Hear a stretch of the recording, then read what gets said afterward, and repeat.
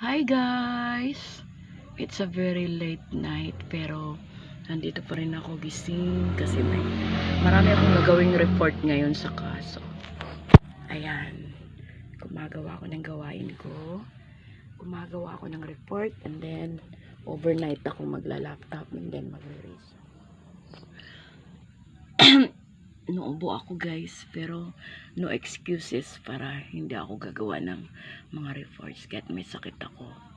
Alam nyo guys, 2 months or 1 month and a half na lang semestral break na namin, so magtatapos na kami sa final. Alam nyo guys, simula na nag-aaral ako dito sa law, hindi ako lumalabas ng kwarto ko.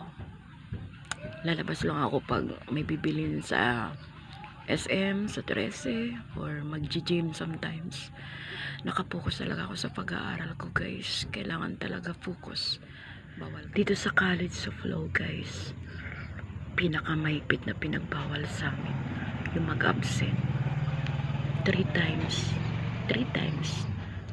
na may absent kami, pwede na kaming madrop sa subject namin.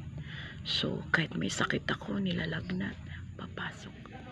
2 months or 3 months since nag-start yung classes namin online from New Era University of a College of Law.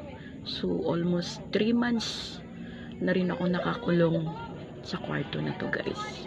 Hindi lumalabas. 2 or 3 months, going to 3 months since nag-start yung class namin online from New Era University at the College of Law. So almost 3 months na akong nakakulong sa kwarto na to guys.